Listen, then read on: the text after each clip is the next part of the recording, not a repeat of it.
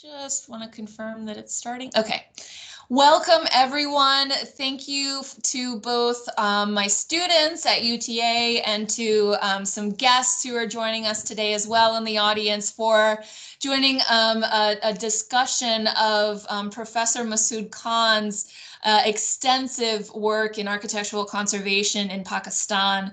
We're so excited to invite him as a guest in the larger series called The Celebration of Islam Through Art.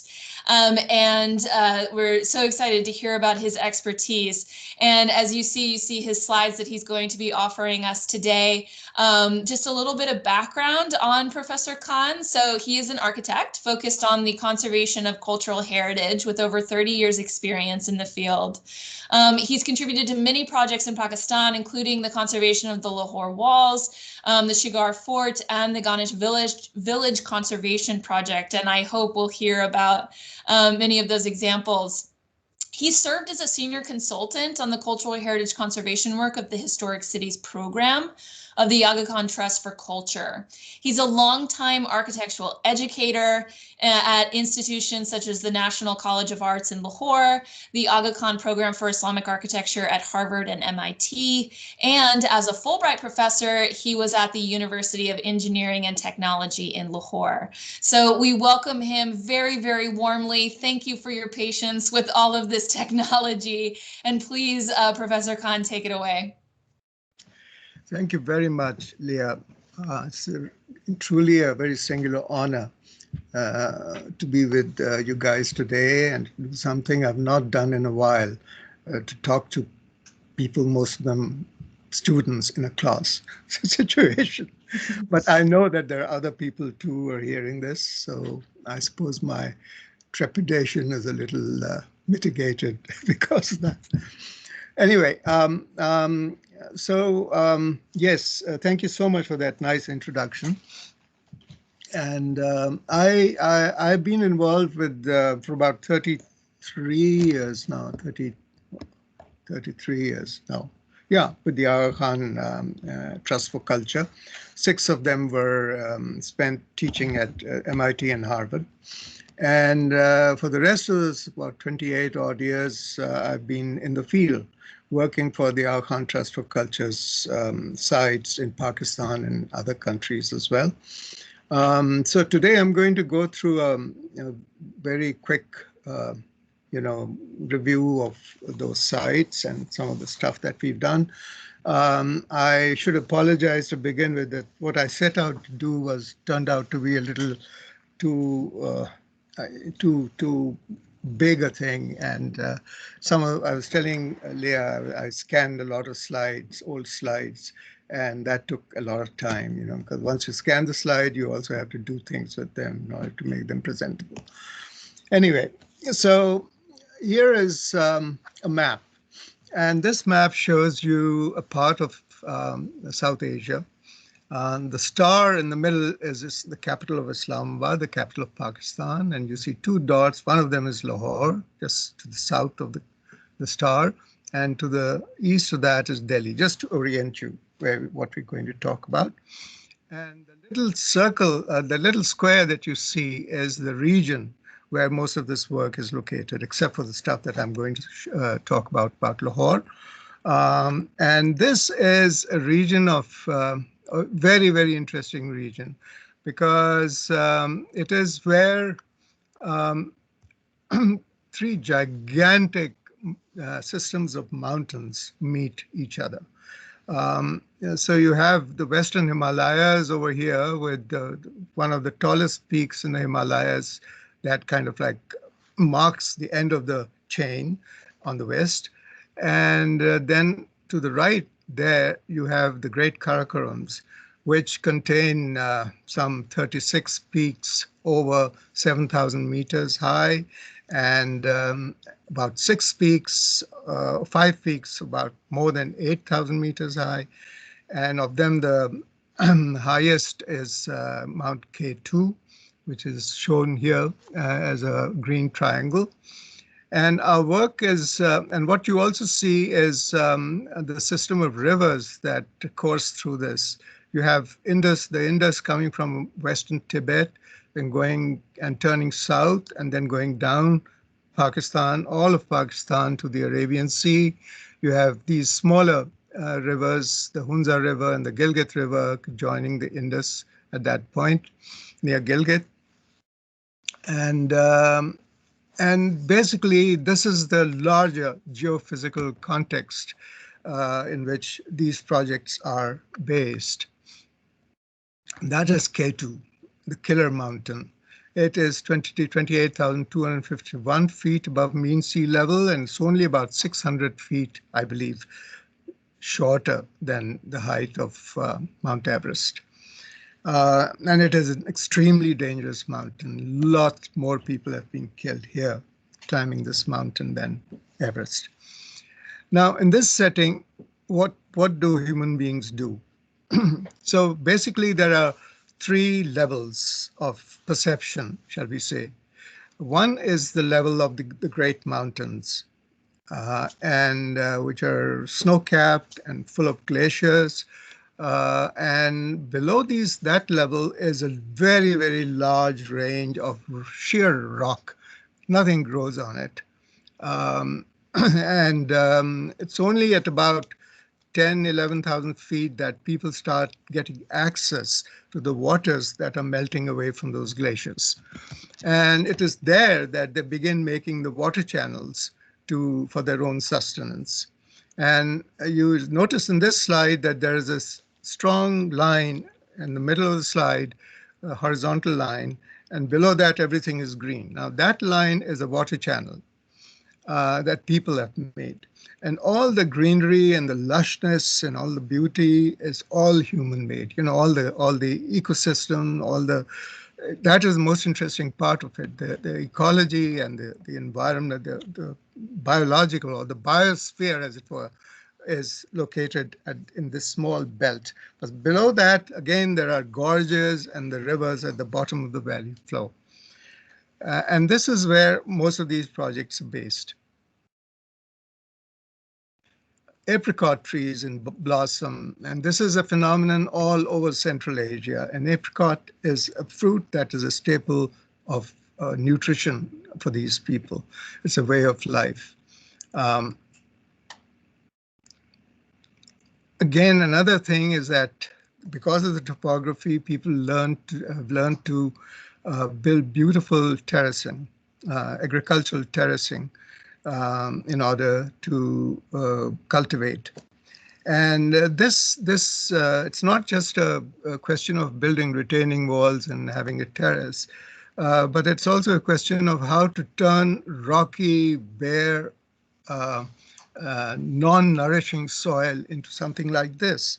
And it's a process of melioration, it's called, which takes at least 4 or 5 generations before the fields start looking like this. And everywhere you go, you see the terracing. And and so this is the larger context. It's a very, very tough life. For centuries, people have struggled to live there. And before the changes that I'm going to talk about started happening, this was a subsistence economy and subsistence agriculture. People grew barley and buckwheat and durum and wheat, some wheat, and the ubiquitous apricot trees everywhere. So in this, our projects have tended to kind of like fall into a framework of development, which apart from heritage, have many, many other dimensions which relate to other aspects of development and existence as such. So I'm going to very quickly, take them off for you. So our work has involved heritage and development together. And this basically means that heritage is all about enhancing tourism and mitigating its negative impacts. And also the fact that we always believed that heritage awareness makes one a more complete being and a more sensitive being, because I think that is the key thing, because that's where modern rationalism, modern progress, science, technology, etc., take a human being away from its holistic sense of being. And heritage tends to mitigate that. It takes you back a step and helps you relate to yourself a little more. Then another very important aspect is our work has been that there have been these changes that I'm talking about that have come about. They are mostly external of origin. And so you have large-scale transport infrastructure, government policies, modern finance, macroeconomic factors, all this impinging on these mountain communities in very, very strong way. Then a third thing is that many of the heritage sites that we've worked upon and the monuments we've worked upon, they were brought into the public domain through bequests. The people who owned them gave them away to the community. And after they were conserved and recycled with funding from the Aga Khan Trust for Culture and other donors, these buildings and these properties have started producing income that is funneled back to the community in one way or the other. Another very important aspect has been we've established wherever we could voluntary associations for civic management. We call them the Town Planning and Development Societies. And these are community-driven affairs with an emphasis on heritage preservation. So they're culture and development agencies. And again, in many projects that we've done, we've provided clean water supplies, sanitation, other public health facilities. And we have always tried to co-opt voluntary community participation so that the community is actually contributing labor and money. And we've helped communities with their initiatives on education, and we've tried to move communities towards gender parity in the workforce. Lastly, all our projects promote environmental and heritage values and values of resilience and sustainability. So here we are. We were looking at the Baltic Fort where it all started in 1989. This was built some 900 odd years ago and perched high on a pile of mud left behind by a melting glacier in geological times. The fort was stronghold of local rulers until the early 20th century, after which they abandoned it and they moved down, built themselves a new palace further down the valley, and there it lay abandoned until such time as His Highness the Aga Khan decided to intervene and save it. Baltic Fort looks over this valley. And across the valley, behind the valley, rises Mount Rakaposhi, which rises 25,500 feet above sea level.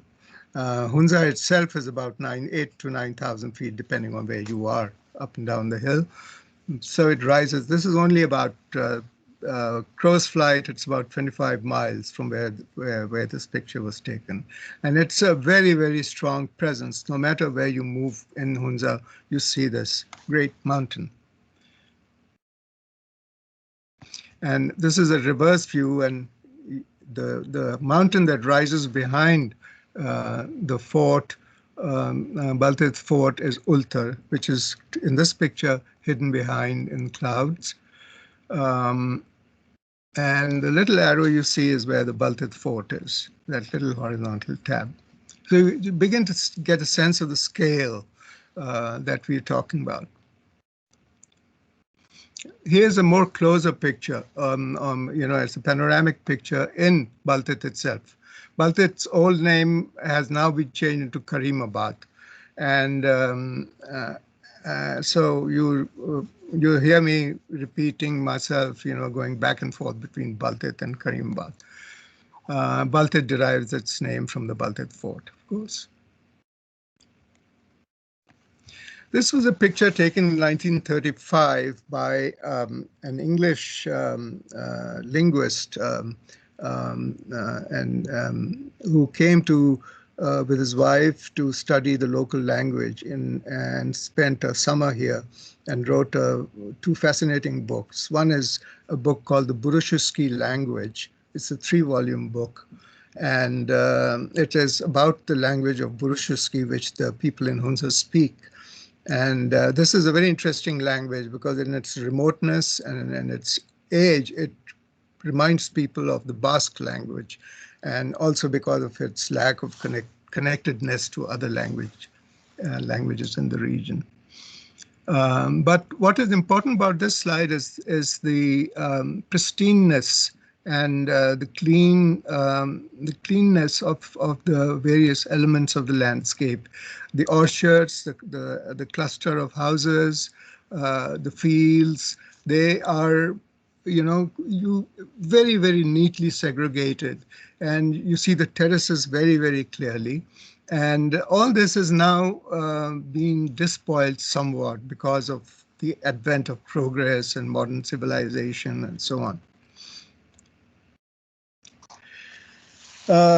So I was talking about change, but certain things in this context are very permanent, like the relationship of Ulted Fort to the great mountain behind it. And these things are very permanent, and they dwarf many other things that would appear pretty quotidian. Yet it is the ordinary things that affect the passing generations of human beings. So there's this sort of like conflict or sort of like bipolarity between the presence of permanent things and the conflicts and the struggles and the anxieties that come with rapid change. Before this rapid change happened, people in Hunza used to believe in fairies. And these fairies and these supernatural beings used to exist, were supposed to have existed in the glacial parts of the environment. And so there was this special person that was called a Bitan, who had the facility of communicating with these supernatural beings. And so there's a whole culture that was built up around this relationship. Of course, the supernatural things are pure, clean, they're ethereal, and they have great power, whereas ordinary humans have to do with earth, the color of the earth, fire, evil, and so on and so forth. So there's this very interesting bipolarity in the vertical dimension, which, and I don't have time to really delve on that, but some aspects of the architectural and the settlement morphology bears a relationship to this vertical relationship that I talked about. So Baltic Fort overlooks, as I said, the village clusters of Hunza. And it itself is a building that is built up as a additive assemblage of the basic house unit that you find repeated in all these village houses in Hunza.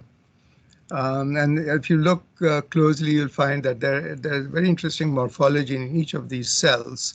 The 4 pillars and then the rotated square that ultimately ends up in a square opening in the ceiling.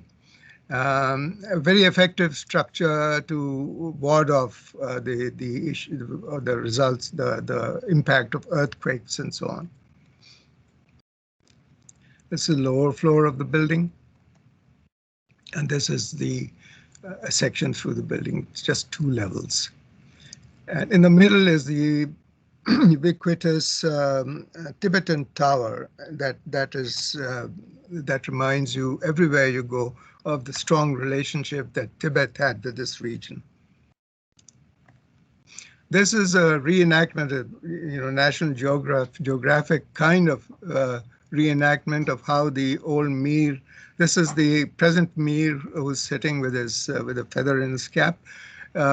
He is now no more Mir, but he's just a rich person who lives in his palace. But this was enacted just before the inauguration of the Baltic Fort in 1996. So the project started in 1989, and it ended in 1996. And after that, there's a lot more we did. Now, the oblong ellipse shows you the extent of central Hunza, which is about 30 odd miles long. And Karimabad is in the green thing in the middle of it. And this is Karimabad, flanked by Ulted on the right and Aliabad on the left. And these gorges that come down from the mountains, they bring water. This is the Ulted Gorge, and it is always from the great Ulted Mountain, there's always snow and glacial melt coming down it. And on the other side is the Hyderabad Har, which gives another lesser amount of water. And these two streams then are controlled and made use of in agriculture. So water management, how to make water channels, how to manage water, how to share water, are very important things. They form a very important part of the way people manage their lives and their culture.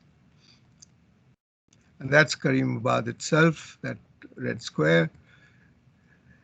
And now we're looking at, that's Baltic Fort, the green thing is Baltic Fort. And it controlled the people who lived under the Mir, that is the name of the ruler is the Mir, in a very tight kind of historic fortified village setting, which has, as you can see, all the houses are spilt out of that original cluster of village houses. Now, this is a process that began, that is the spilling out from the fortified villages in the early 20th century. The British came and they took over this region at the end of the 19th century. But soon after that, several new villages were established down the valley. But it was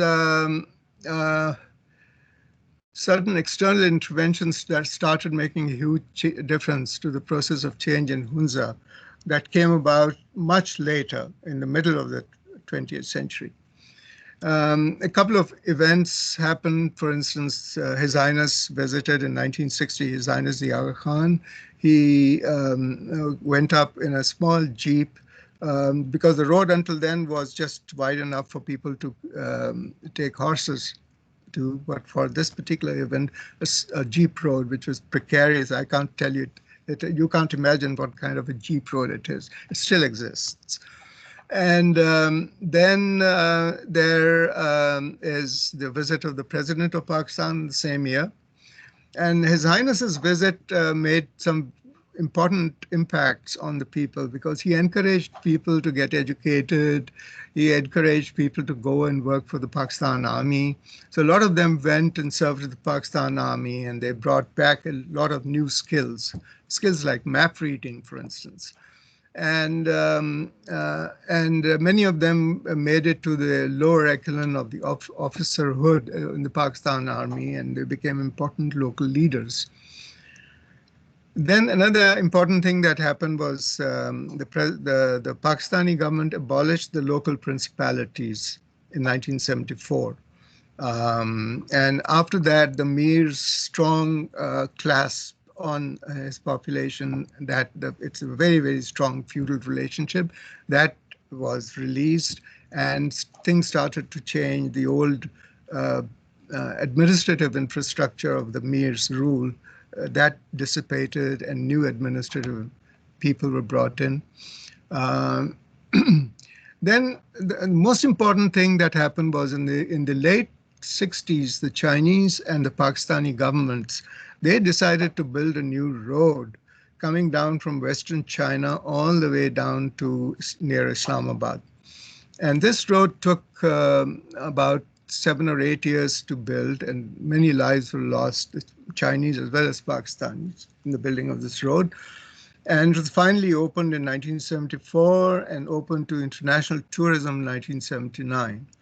From then on, the people of Hunza didn't have to look back in terms of what kind of economic changes that would happen to them. And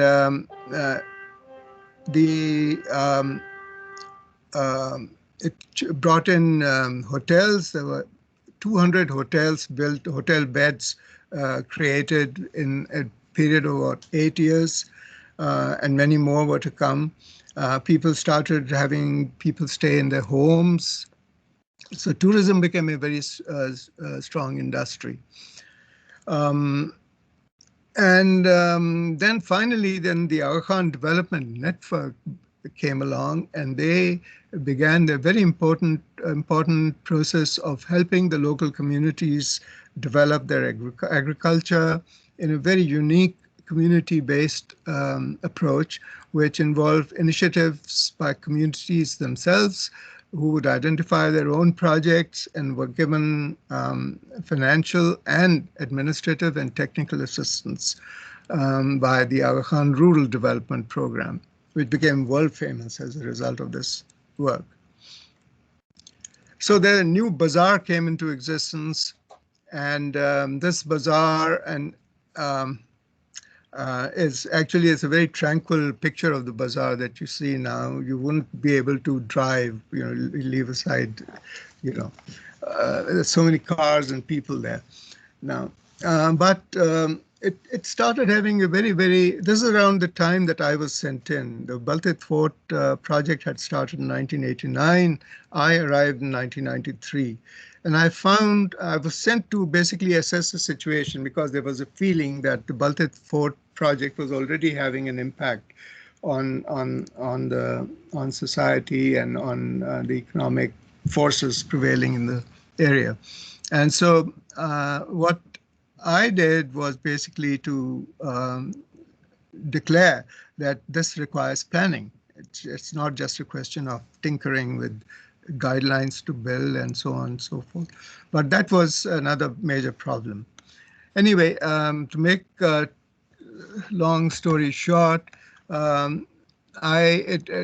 work really began with this small village dwelling, because I was sitting in my office one day when about 30 people trooped in and said, you have to save this house because it belongs to an 80-year-old man and his children and so on. So we did this project first, but it gave us an opening into what else we could do.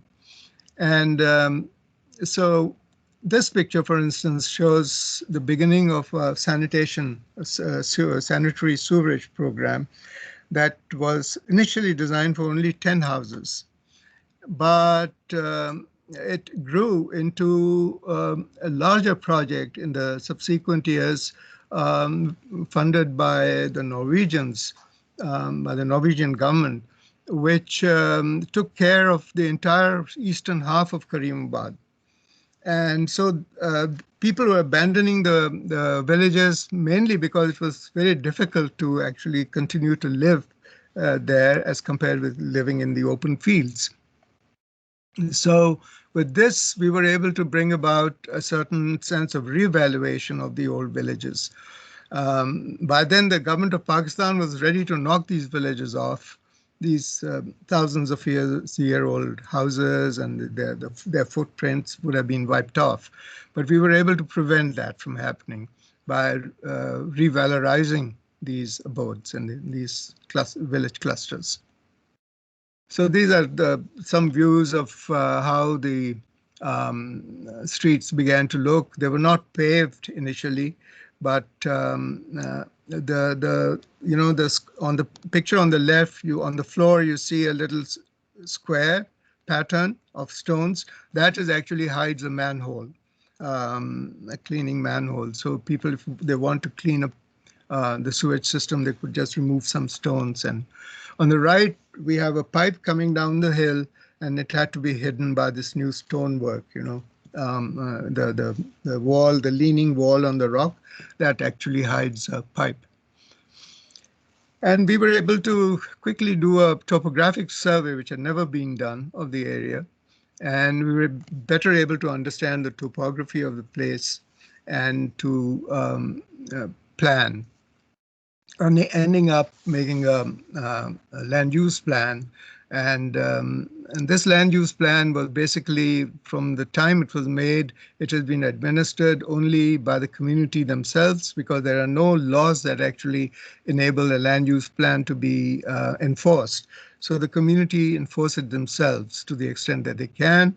And of course, it's not an easy task, because they have to talk, they have to browbeat, they have to take insults and so on and so forth.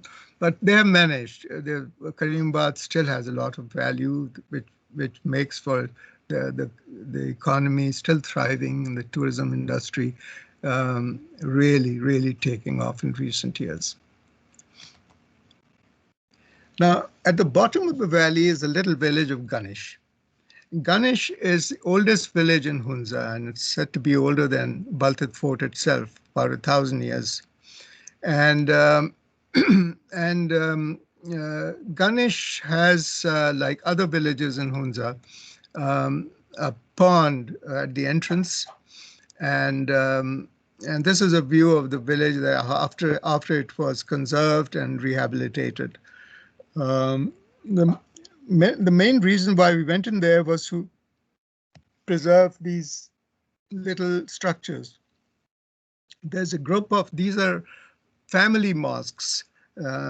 So they're not congregational mosques, but family mosques.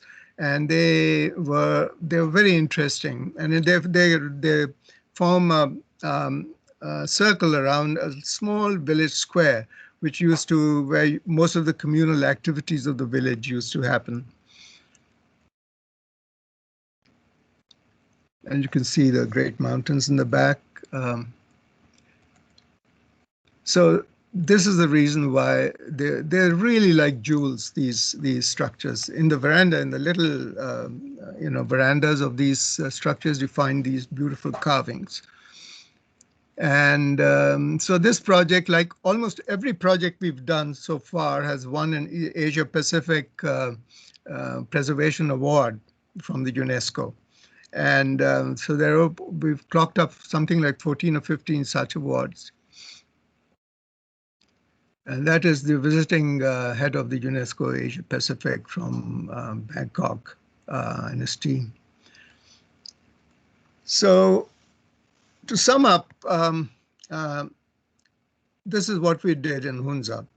Baltic Fort, 1989 to 1996, and Karimabad, where we created this conceptual development plan, which involved land use, conservation plan, sanitary, sewerage, water supply, and village rehabilitation projects that lasted until 1997. Then Ganesh village itself, which was finished in 1999,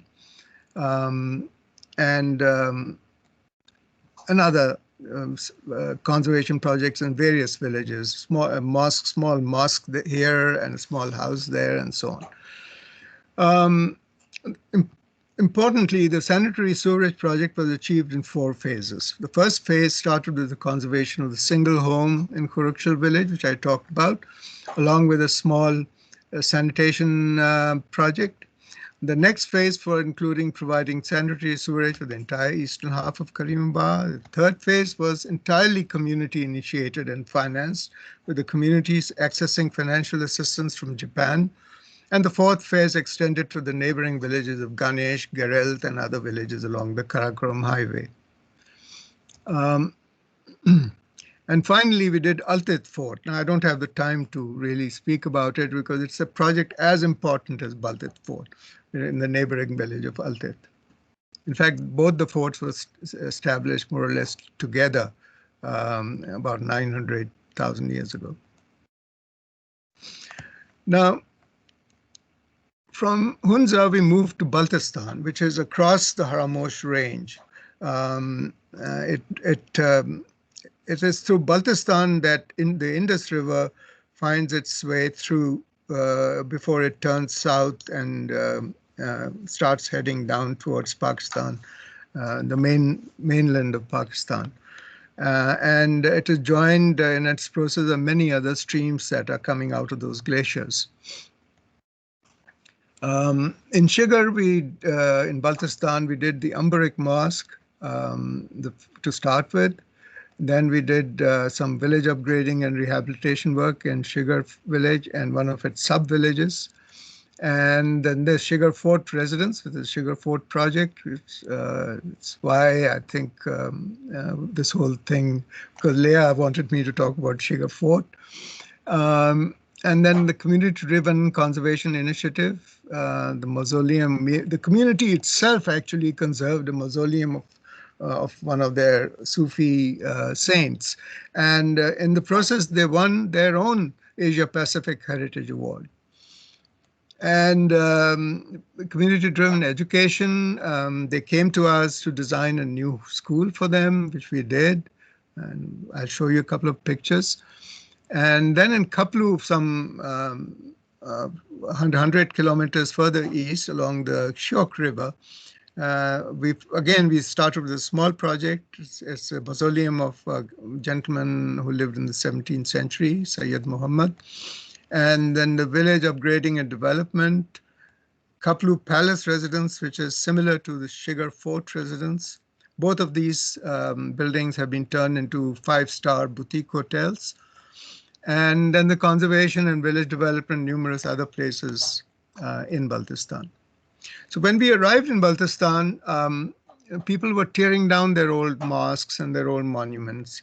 And the reason for that was a Kuwaiti family foundation wanted to spend their money, and they wanted these people to build new mosques. So these people were busy tearing down their old, hundreds of years old mosques and buildings, because the money was always an incentive. And so we arrived at this moment when the beautiful old mosque was being torn down, and we began to lecture to these people. Of course, it was too late to save the mosque.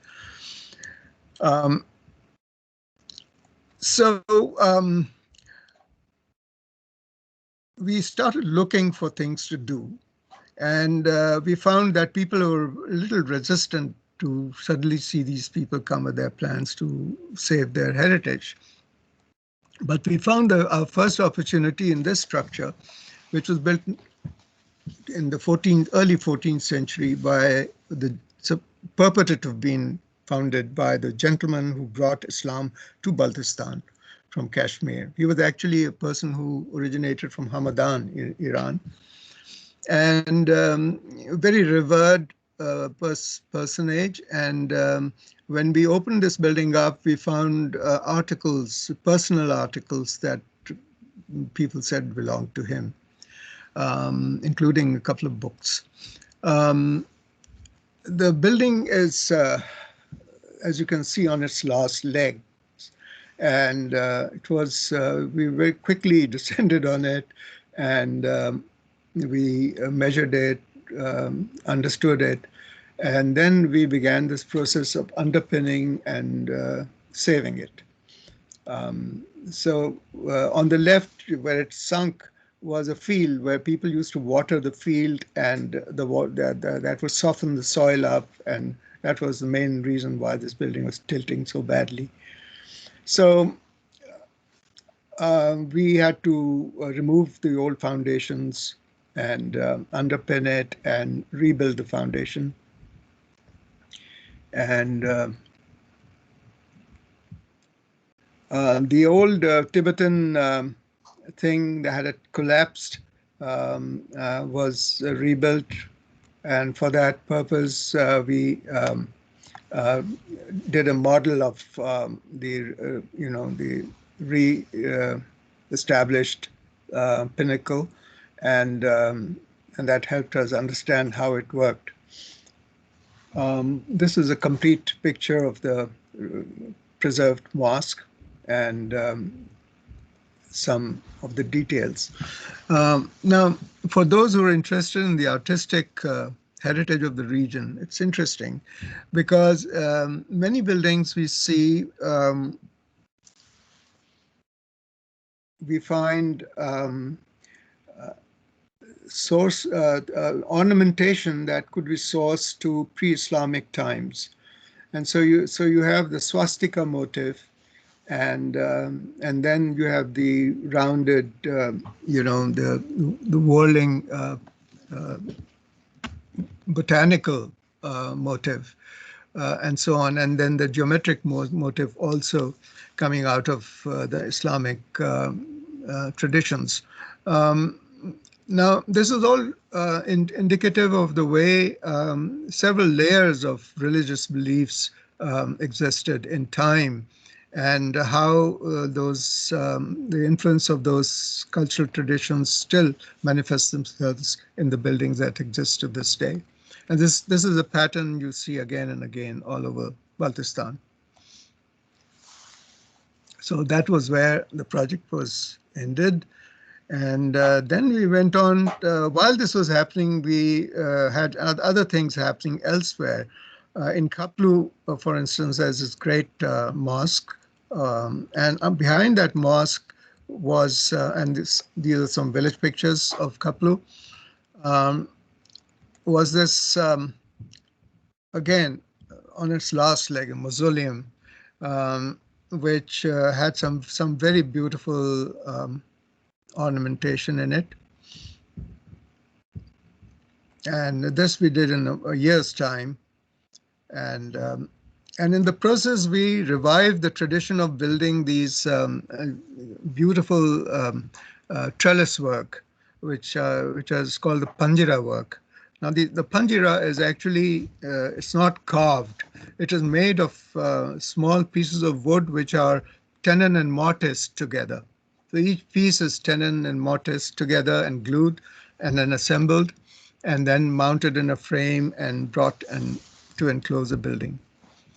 Now, this is a tradition that is found from Tibet all the way down to Karachi near the Arabian Sea. And it's very, very interesting.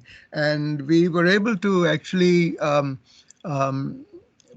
find somebody who was at that time 80 years old. And he brought to us the information that there's a whole family of patterns. Each one of them has its own name. And we were surprised to learn that each of these names was based on some reference to water, like a wave or the wave of a river or a storm in a river and so on and so forth. We never understood the exact correspondence that this involved. Anyway, this project was finished, and this opened our doors to other work that we could do in the region. And in particular, those two small projects brought us to Sugar Fort. There are two pictures here, one as we found it, and the right one is how we finished it. Sugar Fort is an assembly of building on which is found on a great mountain stream that hurtles down the from the mountains in the east. This picture that you're looking at is you're looking west. So the stream is coming from your left, lower left, and then thundering down towards the main Sugar River about 1 kilometer away. And the most beautiful thing about this site is the sound of that stream. Whether you're eating or sleeping or in your own room, no matter what you're doing, there's this thunderous sound in the back, which is very, very soothing. And it's very, very interesting that when you're sleeping in the new hotel, which Sugar Fort eventually became, you wondered, why, how was it that you were able to sleep at all without the sound? So here, we just to explain, this is the old fort on the right. Then when it began to fall apart in the first half of the 20th century, the people moved down into an old stable on top of which they built a new house. So this new house is now called the old house, because soon that old house became insufficient and they moved to a garden house, this one. But all these buildings are equally decrepit and equally run down when we arrived. So much so that the Raja, in order to relinquish his hold on the property, had to be moved here. We had to build him a new house. And this is a wonderful old mosque on the left that we also preserved. Um, so Kaplu is not a town really. It is an assemblage of villages, of which the fort, which is here, there, forms one village complex, but there are others also. And the green thing here is a polo ground. Every important town in the region has a polo ground. Polo was born here, they say. They play to different rules, 6 men to a team instead of the standard 4. So this is the main fort. This is what became of the garden house. This is the old house. And the things that you see here, those little passageways or chambers are actually chambers where night soil drops from above, you know, and then people come and collect the night soil and take them away. And it's used in the fertilization of fields and so on. This is a view from one of the old house looking west. This is a view of the old fort itself. This is the main entrance.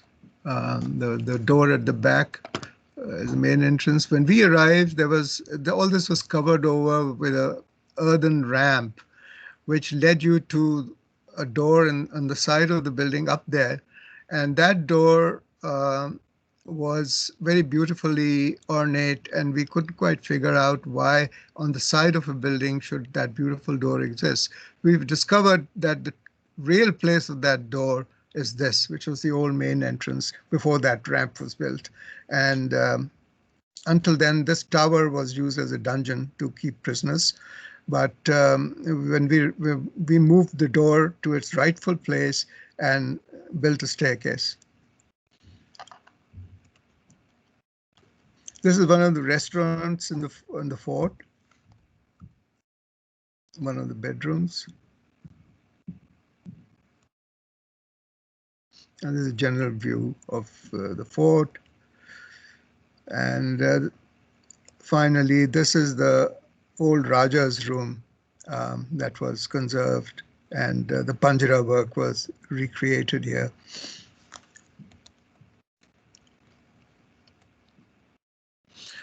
So when the community came and asked us to design a school, we designed it for them, and it is basically, you saw that Khanka or that mosque in Kaplu, that is a standard typological feature, and we adopted it to dress the school. The important thing about this school is that most of the schools in the region are sort of a row of classrooms with a veranda in front of them. And what we did was to wrap the veranda around the central atrium, and so that the children are kept away from the bitter winter winds that blow there, and then capped it off by a pyramidal skylight, which that form was adopted out of deference to K2, because Shigar is the place where the first expedition which ascended K2 passed through. This is a normal trek to the part of the northern areas which lead you to the K2 and the great mountains that flank it. So this is a view of the atrium. And this is the first co-ed class in the northern areas of this part of the northern area. We're not talking of Hunza, which is different. Now, Kaplu Palace was a fort where the first electronic documentation was done. So each of these stones that you see is accurate to ±3 millimeters. But this was a great learning experience for the team. And so I will very quickly go through this. How am I doing on time, Leah?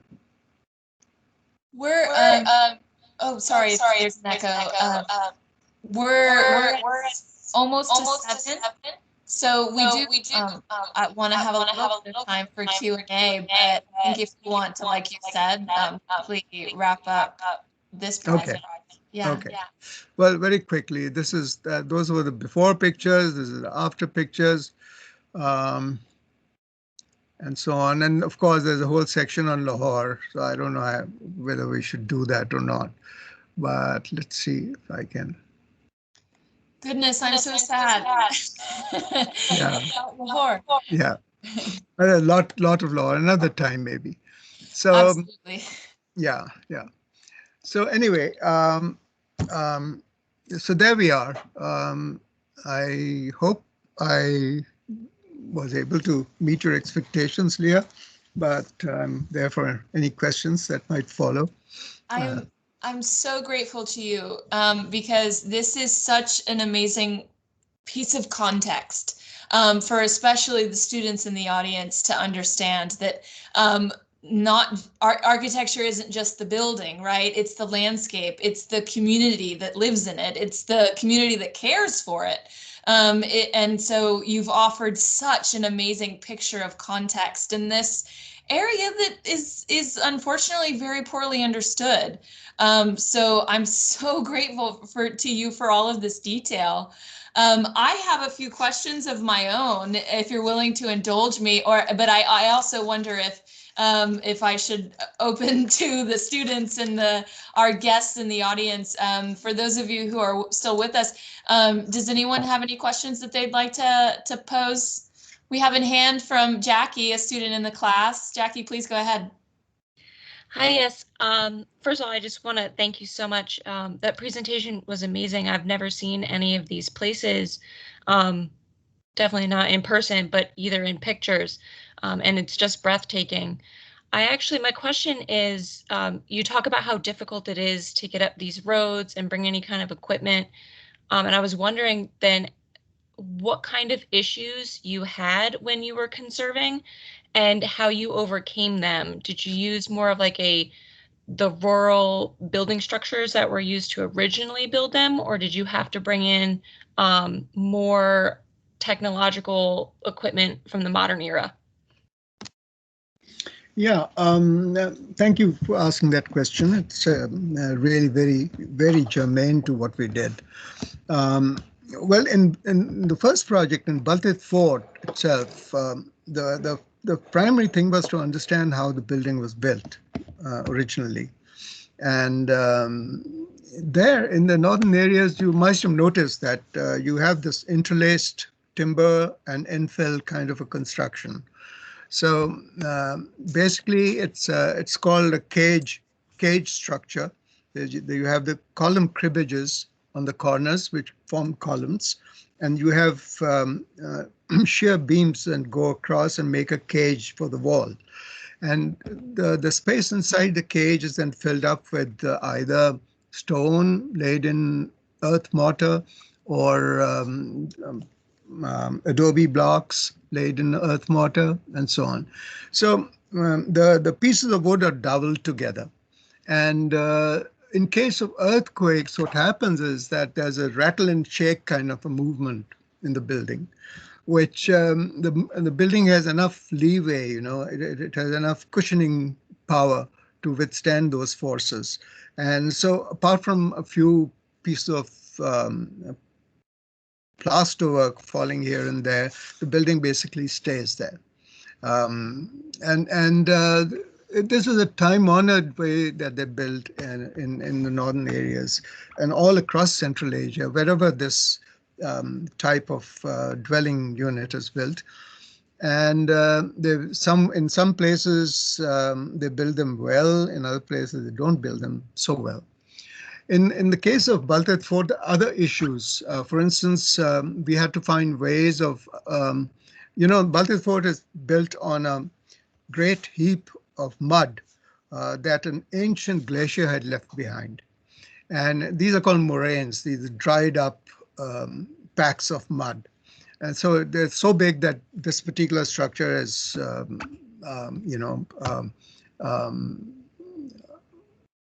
the Baltic Fort is actually built on a hill, except that the hill is not a hill really, it's a pack of mud. So when this kind of starts to slide, which happens during rains or where the earth has lost its tenacity to stick together, you need to find a way to not allow that to happen. So we use some things called geotextiles that layer the earth, so you reduce that coefficient which allows the earth to slide down, and that's one thing. In other cases, to keep the building together, we also used carbon fiber reinforced plastic ropes, which is at that time it was really, very, very newfangled technology. So in good conservation, you don't shy away from using modern technology, except that you can't, first of all, you need to make everything reversible. You can't leave things that militate against the authenticity of the structure.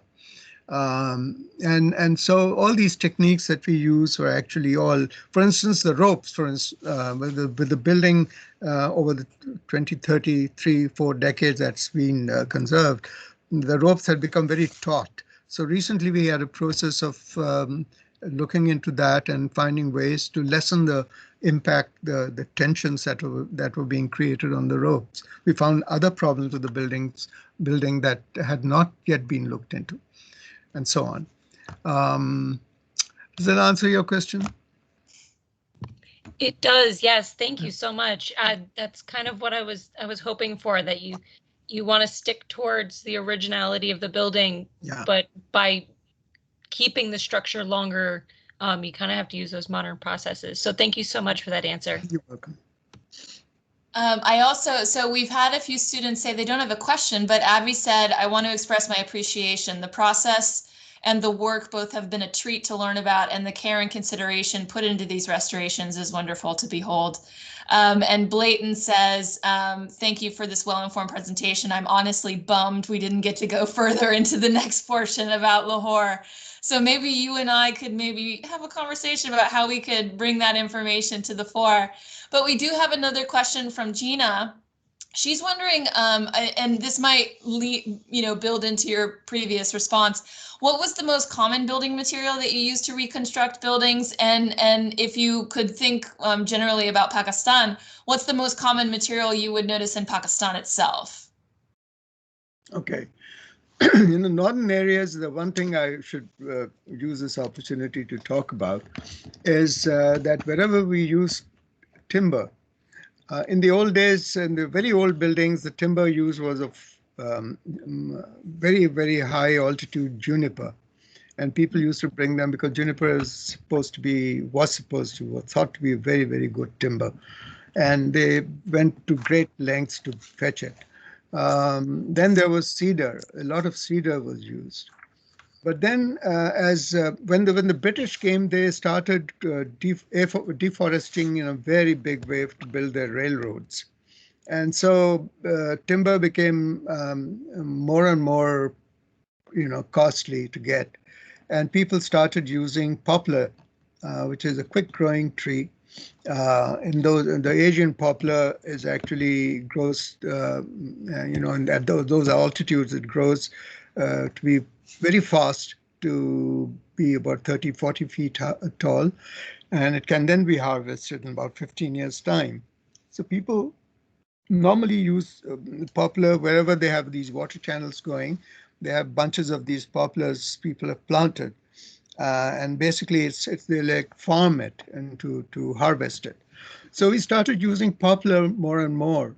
And we thought it was a wonderful way of stopping deforestation and making the use of timber sustainable, like we have achieved here in the Northern American context, where you have things like spur and spruce, which is actually farmed, and you have cycles of putting in new trees that grow up in due course, and you log them.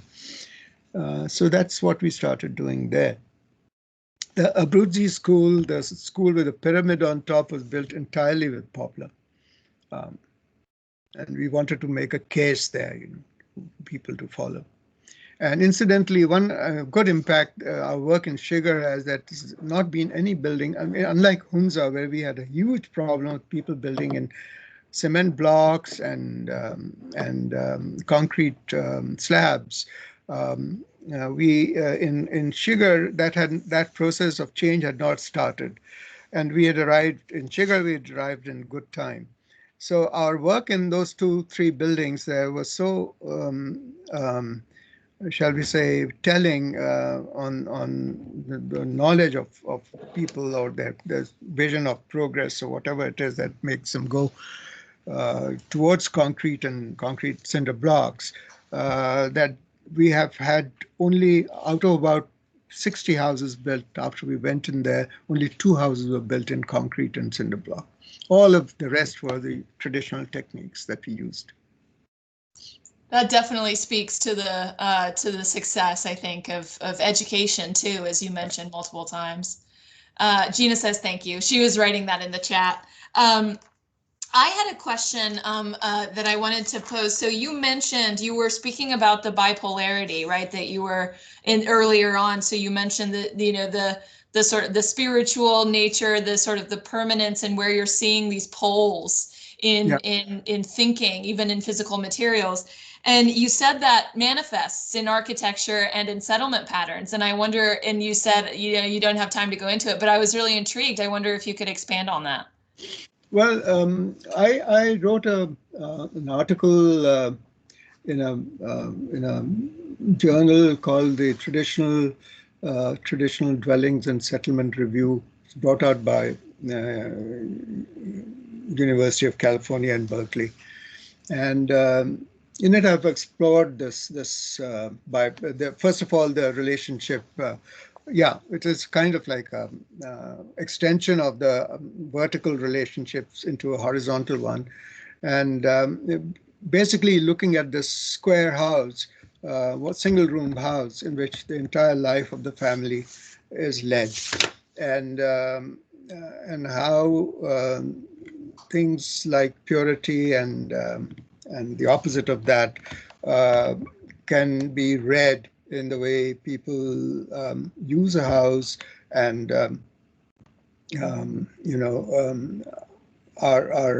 it becomes, you have to dig into the way of a culture to derive a structured understanding of how these things are structured together. But I attempted to do that, and Leah, if you're interested, I can send you that reference. Great, that would be wonderful. Thank you. I'm so grateful that you've given so much of your time. I wonder, in the audience, do we have any additional questions you wanted to ask before we give our last thanks to Professor Khan? I think we'll leave it there then. So thank you so much again for your time and for coming in. The students obviously enjoyed your presentation, and maybe we can have some conversations about bringing that Lahore information into the fold again. So again, just so many thanks for the perspectives that you brought in today and for your patience with the technology. So we'll end there, and we had some of the animated claps. Hopefully you're seeing that from the crowd. So thank you so much again.